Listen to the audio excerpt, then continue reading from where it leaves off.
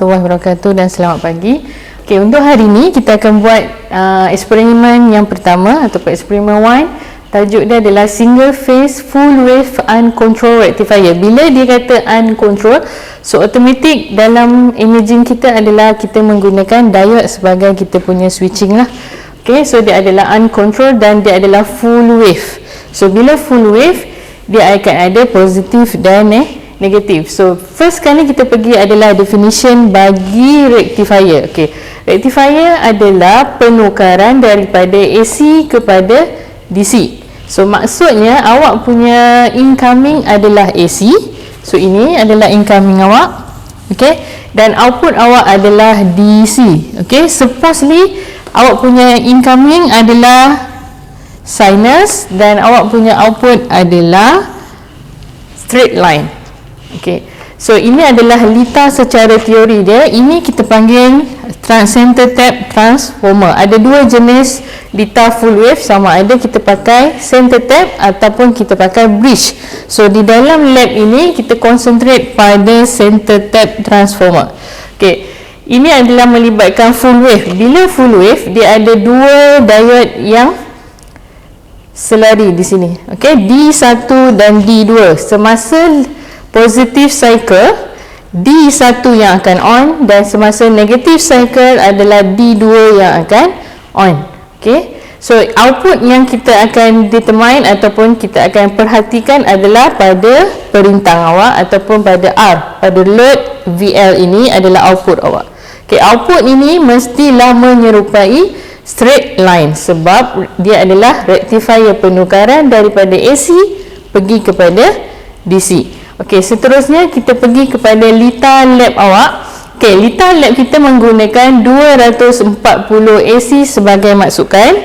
Okey, dan kita akan center tapkan nilai 240 ini kepada 24. Okey, melalui 12 AC dan 12 AC. So dia pecah kepada 2. 1/2. Okey, ini adalah center tap transformer. Okey, ini adalah D1. Ini adalah D2.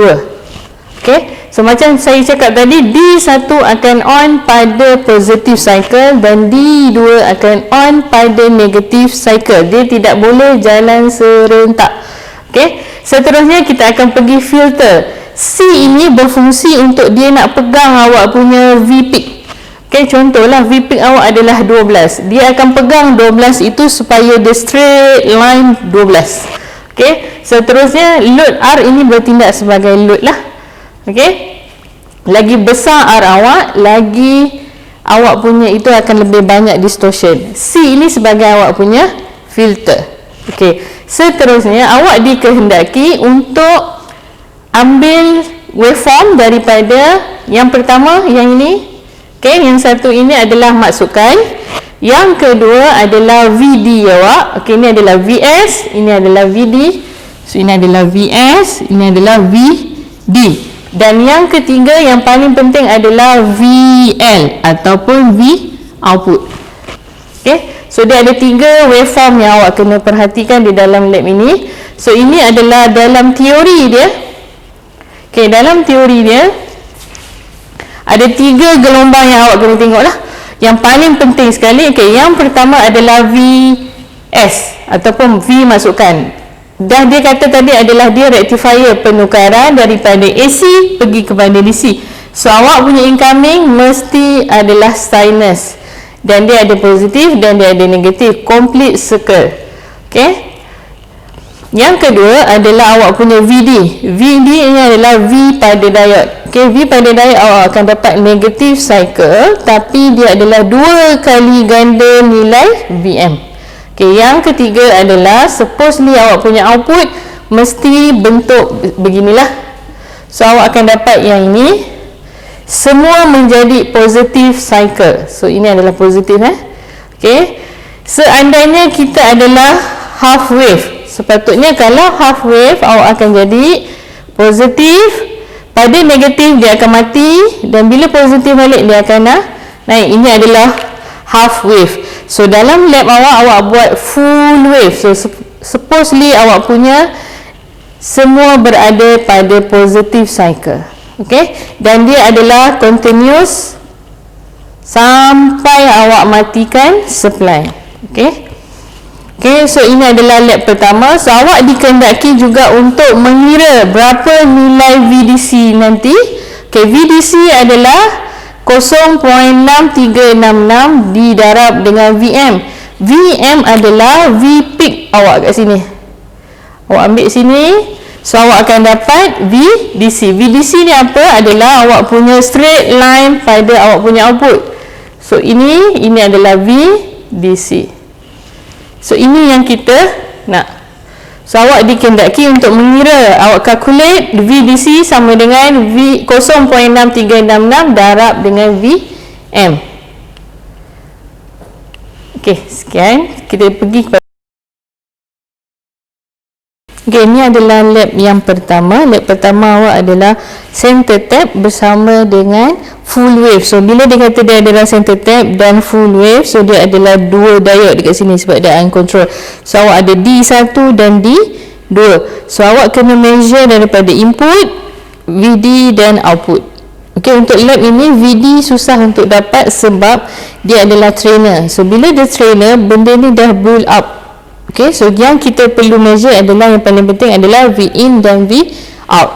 Okey, seterusnya kita pergi kepada pemasangan litar.